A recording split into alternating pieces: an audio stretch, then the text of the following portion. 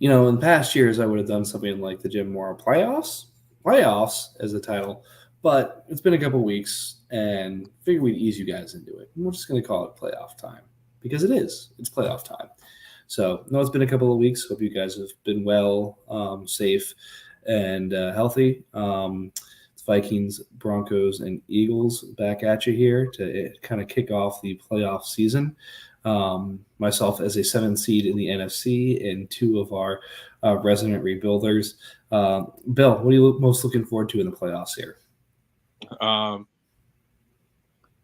Honestly, I'm looking forward to seeing just like what happens here, like with the upsets. I'm really excited to watch the NFC unfold. I will say that I'm very excited to see the NFC unfold. So you're cheering for chaos. Got it. RJ, what do you think?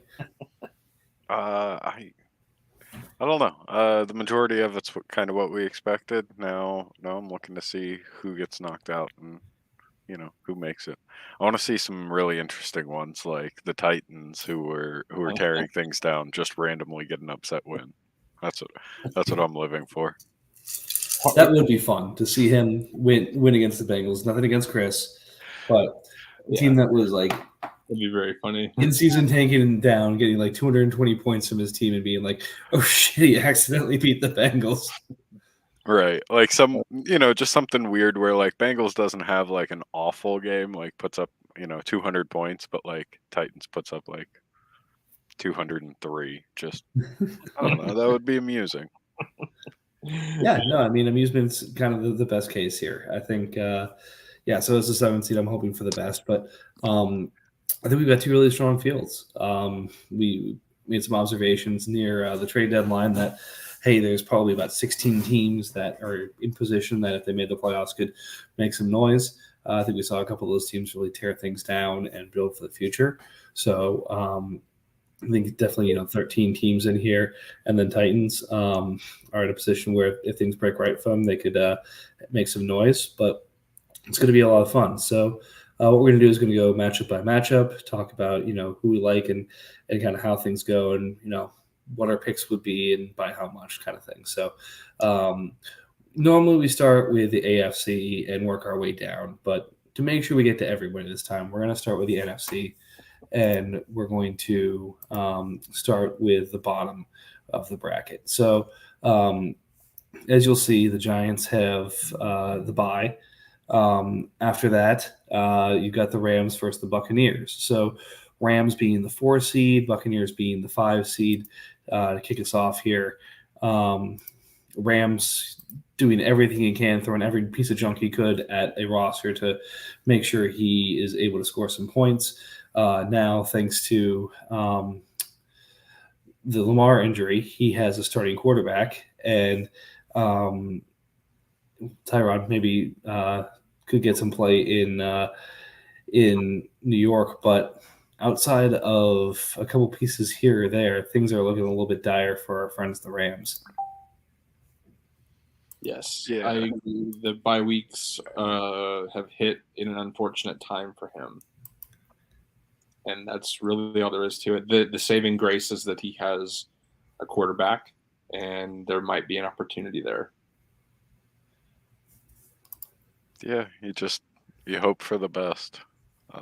I mean, like he's lucky that he has a quarterback. That's pretty nice to just stumble upon one in the playoffs. Right.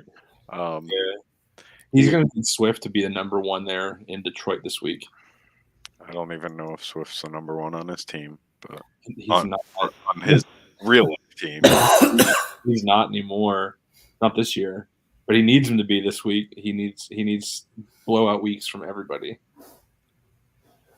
Yeah, but I mean, that said, the Buccaneers have been putting up points all year, but they are looking a little vulnerable right now. So Carr hasn't exactly been lighting the world on fire recently. Rams just signed Mayfield, so Perkins may or may not start or see the field as much this week. Eckler has been lighting things up, but Robinson can't get on the field, so backup options may be fewer far between for the Bucs. No Pittman, so it's Higgins and Juju at receiver, and then Dog's Breakfast at tight end with Pruitt out as well. And then on the defensive side, no real major misses from a bye perspective, but linebacker is going to be critical there. Can that step up? And then Max has had an incredible year, and can he have another big week to carry the Buccaneers? So a lot of questions still need to be answered, but I don't know. I think this is probably a 60-40 matchup in terms of the Buccaneers. Maybe it's 65-35, but I definitely see a couple passes here for Rams to win this game. Yeah. I mean, Max has started to show that he is human, and he had a very, I wouldn't say bad game. He just had a not Max Crosby type of game as of recent, and I think he had another one at some point. So coming off of his lowest production week, that's pretty Yeah, I think on the NFC, nerve-wracking. I think on the NFC side, this is the blowout of the week. Really? I do. I think that the Buccaneers are kind of, as much as I want to see the Rams do well, I think that the Buccaneers are going to kind of run away with this one. I think this might be the blowout of the week, regardless of Packers' situation with his quarterbacks. But yeah, I think this could be over very quickly. I thought this was the closest of the three matchups. That's what we have these conversations for. Well, I mean, and the point is really the toss-up here is not having Pittman as that third receiver definitely hurts the Buccaneers. So really he's counting on Carr, Eckler, Higgins, and Juju to carry the offense along with Evan Ingram. He doesn't have sort of that flex option like a Donta Foreman's given him in past weeks, or at running back, or maybe Perkins as a second quarterback option, or a third receiver, is he needs those guys to carry his offense this week. And again, it's not like the Rams are a bunch of schlubs. Huntley has put up points when he's performed. So there's a very visible path where Rams ties Buccaneers on offense, and it comes down to basically the linebackers and Max versus the Rams defenders. And that could be a bit of a toss-up. I'm going to stick with my take. The Rams are going to destroy this week. Fair.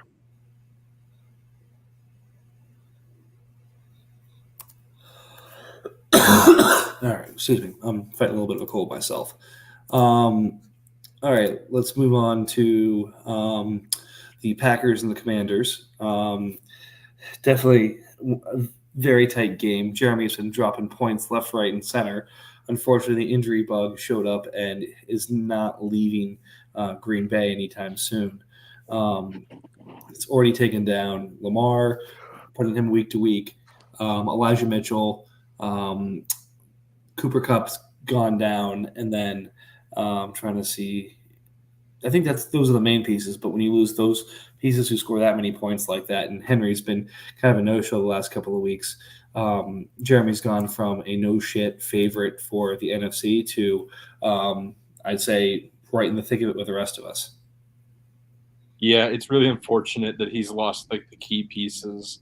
Lamar going out really hurts him. I mean, unless Deshaun gets hurt, I'm really struggling to see Jeremy getting through this. I mean, Elijah Mitchell is whatever, but I think the big one, Von Miller has been out for a couple weeks and hasn't really impacted him. But man, he's gonna need some serious numbers from guys like Henry and Kelsey to recover from his quarterback loss.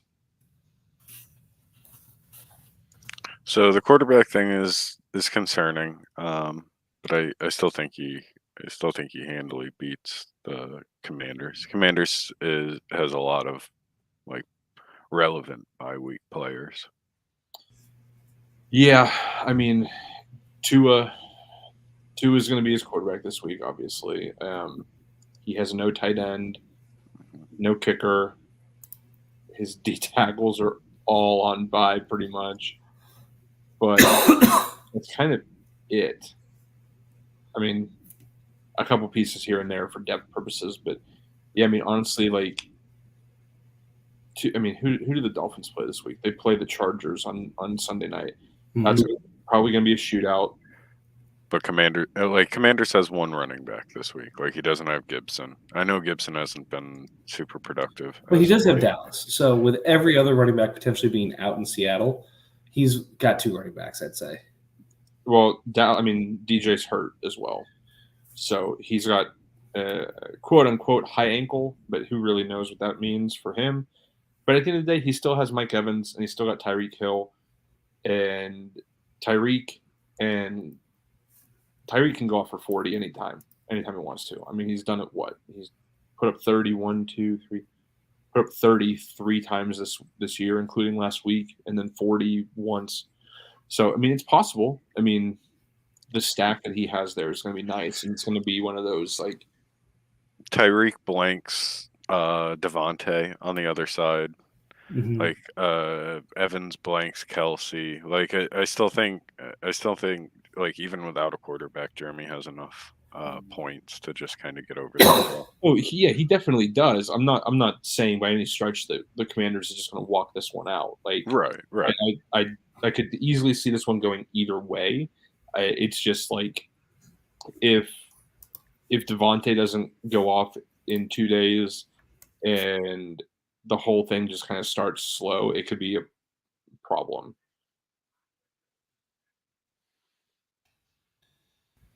Yeah, no, again, definitely.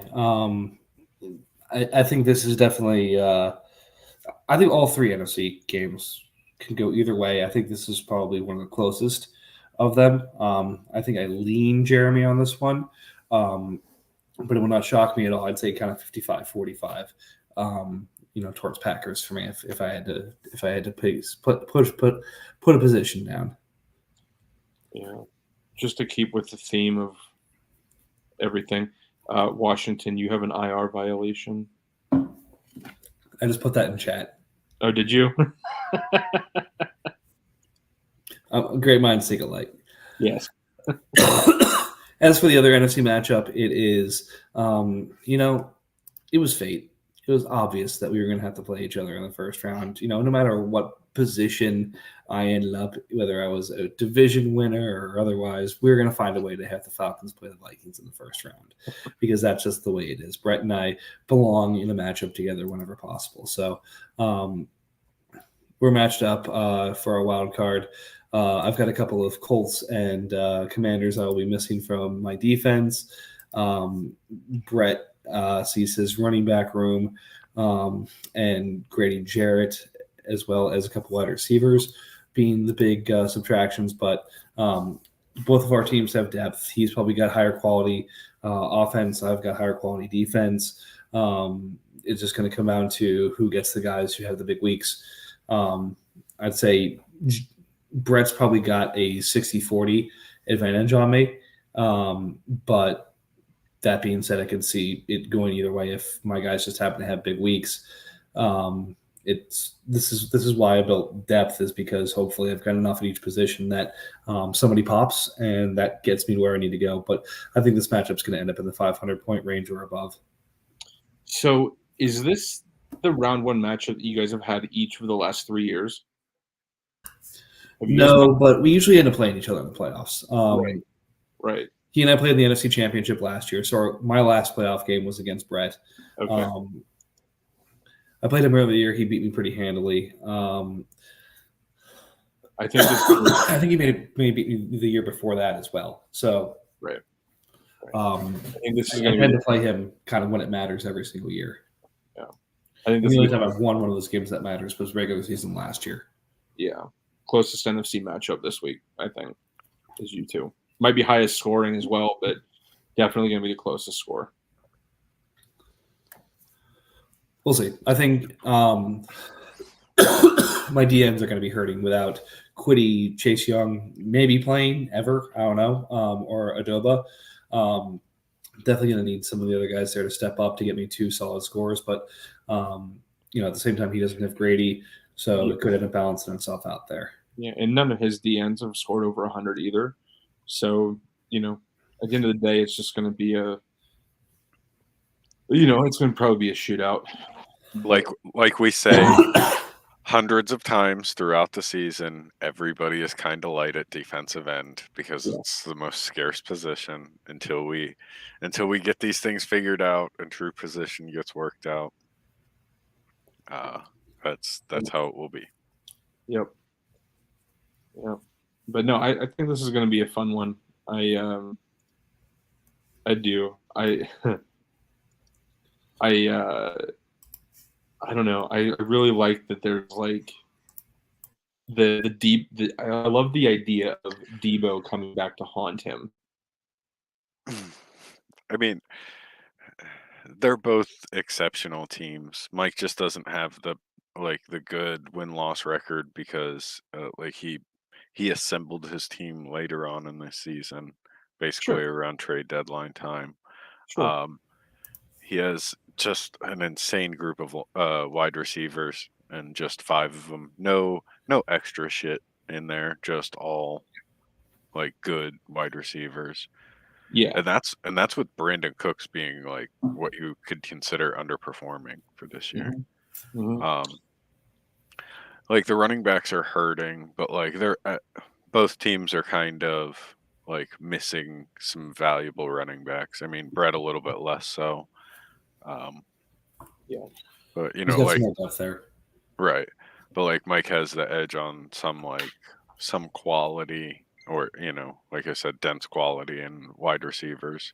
Yeah. Just like there's a couple of them that I give like Mike the edge, where like sure he may not have the running backs and the linebackers, but I agree. I think this is a really close game. I think it's a 500. We might push closer to 600 than 500. Yeah. I could see this being like a 275 and to 285 or something like that. Yeah, and so part of me is like supremely conflicted about this because there is a part of me that wants to see. I've never seen this before. Part of me wants to see a three-peat in best ball, but the other part of me is like absolutely not Brett.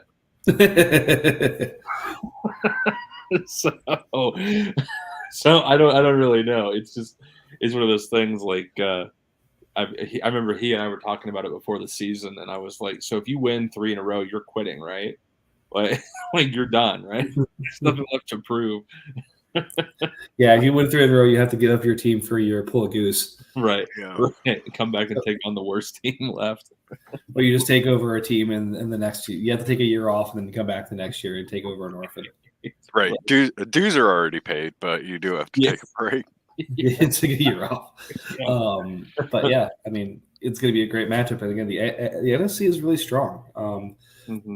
Giants aren't even playing. Like I said, I think any of we get if Buccaneers is there on the right week, any of the 5 of us and Giants, any of those 6 could end up winning the division or winning the conference. I put the Rams a little bit behind just because of some of his depth and some of his injuries.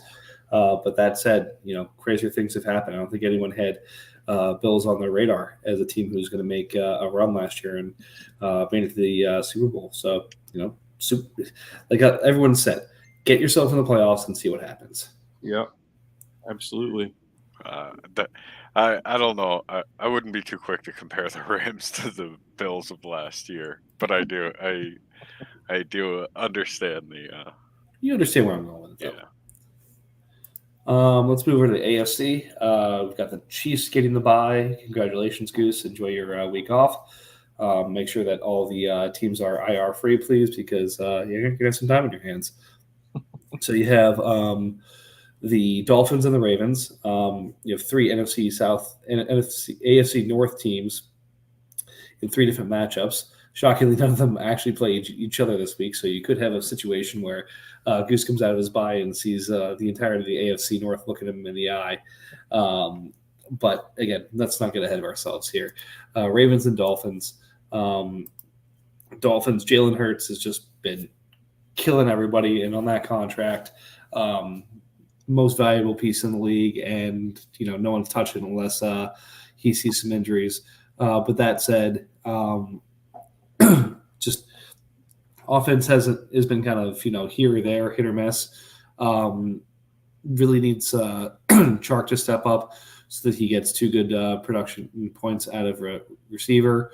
Tight end is still something that hasn't really held him out, and then the defense. So we've seen, based off of Hurts and based off a couple of these players going off, Dolphins able to get into the 230, 240 range, and I think he's going to need that. Ravens, I would say, is probably favored in this matchup, but losing Jimmy makes things a little bit tougher, and then some of the buys hit him pretty hard. I think the Ravens is pretty safe here. I think this is going to be a really good matchup. I wouldn't mind seeing either team advance. I love the Dolphins team.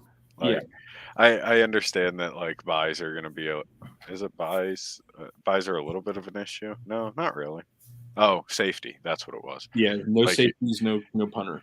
Yeah, so he loses out on 2 positions. So not a huge amount of buys, but like kind of important, just position wise. But like I love the team construction. I think I'll root for any team that has Jalen Hurts. For, but I like the Ravens team. Like the Ravens, one of those teams. Like to compete in the NFC North, you have to have a legit team with very little junk on it. And he is very much one of those teams. It could go Ravens, but like I just think Dolphins is constructed in a way that even missing 2 positions, like his high end players could just pop to the point where like nobody can compete. Oh, definitely.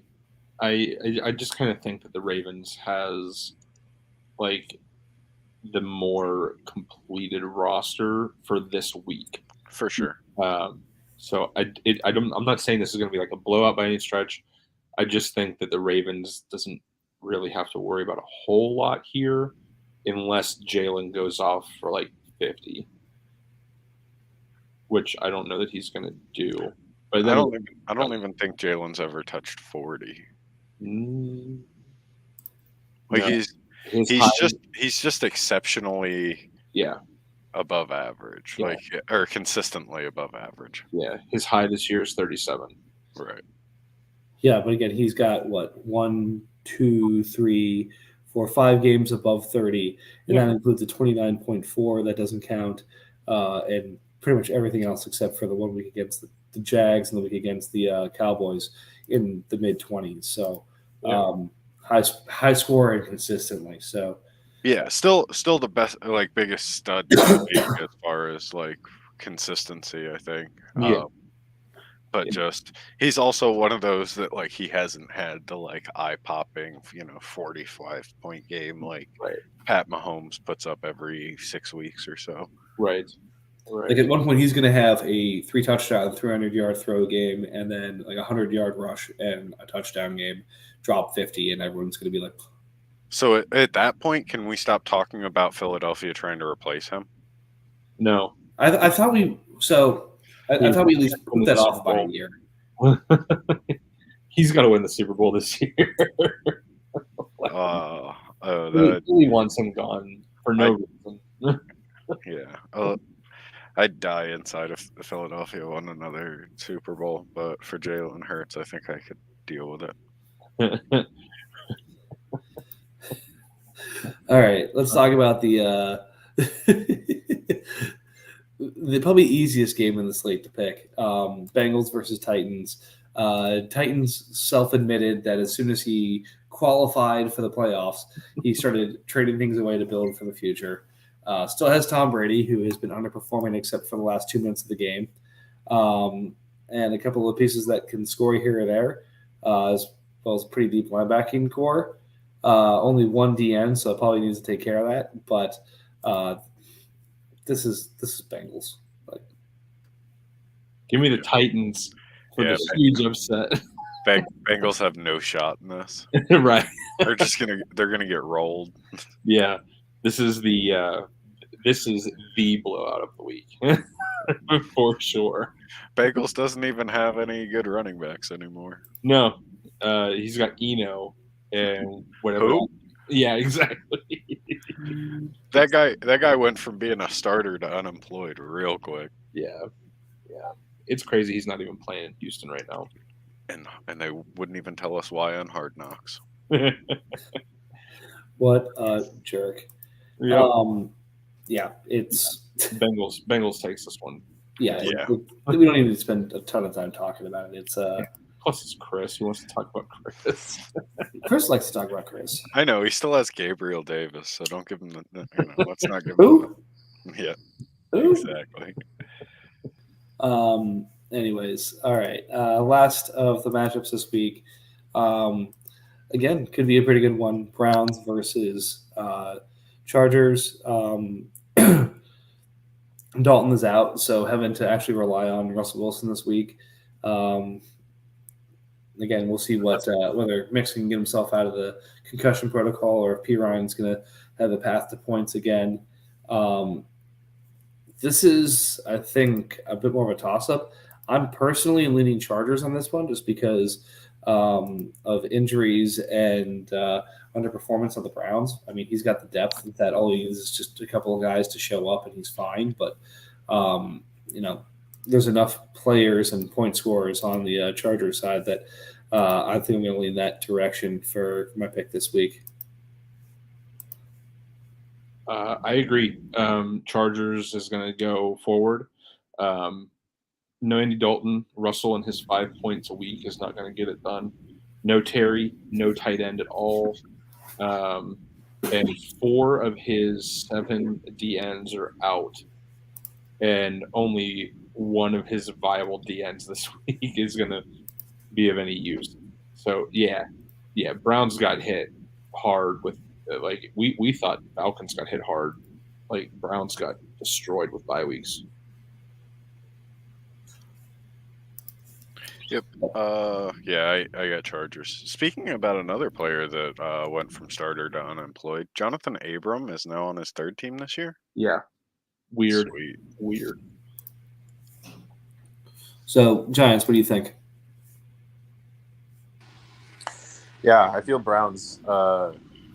He and I, since the trade deadline, we just started bleeding starters, losing them to IR. I think he's been pretty crippled, which is a bummer this time of year. But yeah, I think he's playing Chargers. Definitely think Chargers is a pretty confident favorite there. Yeah, and all because Matt traded for Geno. Oh, that's gotta hurt. It's gonna be so ridiculous. We hated that trade when it happened for Jeremy, and I think we hate it even more now, knowing the context in which we're going into the playoffs here. If Geno keeps his job for next year, he might be one of the more valuable assets. Yeah. I know he's a bit older than Hurts, so not really comparable, but just slightly over $500,000 with that contract length. That's pretty nice. Yeah, I can't see him being a 6-year starter by any stretch. Yeah, I think that was a bit much. 4 probably would have 3 or 4 would have been all right. But. Yeah, but I think I cannot see Seattle moving on from him. Yeah, he's Pro Bowl proof in our league. Yeah, which is really nice. I mean, they got to give him at least a 2-year deal, and they might draft a successor, but there's no reason to rush that. I mean, they have 2 picks in the top 13, and everybody loves Drew Lock. So I expect them to draft a quarterback regardless, but I do think he stays with the team. Yeah. I expect another high-end wide receiver with one of those picks. Definitely going to be. I mean, Lockett's got to go at some point. If they're not taking a quarterback, they need to be taking defense heavily in the draft. Yeah. I mean, yeah, I think, but it's so easy. We're talking about the real NFL now. What? Yeah, the AFC is kind of very straightforward. The NFC is the clusterfuck. Yeah, it's probably. I mean, it's not. It might be the AFC North against the Chiefs, or it might be Chargers and then the other two North teams and then Chiefs. I wouldn't mind seeing Chiefs and Chargers in the championship, just so Matt gets one more crack at Goose. Try to get him on the third shot. Well, isn't Chargers the 7 seed? You get him next round. He would get it Oh, okay. next week. Well, then Chargers might get a shot at him anyway. Yeah, much like if I can pull the upset against Brett, I get Brandon gets another shot at me next week. So that'd be all sorts of fun. Yeah, this is going to be a fun playoffs for sure. Yeah, but hey, look on the bright side, guys. We've got a little bit of playoffs left. Then we have rollover. Not rollover, but our rollover, and then trading opens back up. Oh yeah, trading opens up second week of January? I think. Yeah, it's like a week or two after. Yeah, it's pretty quick. So it says January 10th, but I know there's always one date that I set in my head, have centered around trades, and I always get heartbroken when everybody's like, we're taking an extra week. So I'm just assuming that we'll be allowed to do it on the 17th. Well, because isn't that the week that they use to redo the bylaws? Yeah, adjust contracts, make sure everything works well. And again, sometimes they're done in 2 days. Sometimes it takes them a little bit longer. Yeah. So. We've had a lot of feedback, I'd say, this season about some little changes. So. Yeah, I wonder if they're going to put up a message board to allow for proposals. We should probably just do a pod right before right after the championship. Yeah, that would require a commish actually joining the pod, though. I don't know. They don't have to join. They can watch it after it's recorded. Yeah. People join, make their case, and then we just kind of have a thread afterwards that kind of summarizes everything. Because when our commissions join, they're drunk. The one thing I was thinking about, and it would be relatively an easy change to make, the rule that you can't be the first person to pick up a player after you've dropped them. I understand the premise of it. You don't want a situation where I've got Chase Edmonds for $6 million. I cut him, he clears waivers, and I can't pick him back up even though nobody else wants him. It kind of seems like, okay, if you drop the player, he clears waivers, everyone has a shot to bid on him, and everyone has a chance to blind bid pick him up, you should be allowed to pick him up at that point. Yeah. So, I mean, if we're thinking about this from a real-life NFL standpoint, that happens all the time. Well, and I mean, the reason why you couldn't do it is because they didn't want a situation where you could just drop somebody's price tag. If you drop a player of value, first off, there may be waiver claims. Otherwise, everyone's just going to be putting bids into the following week's bid cycle. So I understand the reason for not doing it. I understand it could be simpler, but frankly, all you have to look at is say, okay, he's got to go through a blind bid cycle and a waiver claim cycle, and if they clear both and it's been, say, 2 weeks since the drop, you can pick them up. I think that to that point, you should also be forced to keep any player you pick up off waivers or free agency for at least 1 week and not pull at Patriots and just drop a quarterback or anybody else because they're starting and you don't want the points. And you couldn't trade. That becomes really hard to What you can't. I mean, that's just, it's hard to police. It's going to require commish to look at every single drop and make sure that the player wasn't. You got to keep them for one game. It doesn't seem that hard to figure out. Sounds like we have a volunteer. It's easy to self-police, but it's tough for them to keep a full eye on that. It's and again, there's also purely honest situations like before the trade deadline, I picked up Kevin White, thinking I was going to hang on to him, and then a trade materialized and he needed the year back, so I dropped him. It wasn't that I didn't want to hang on to him, but picked him up. A better option when that year came available, so I dropped him.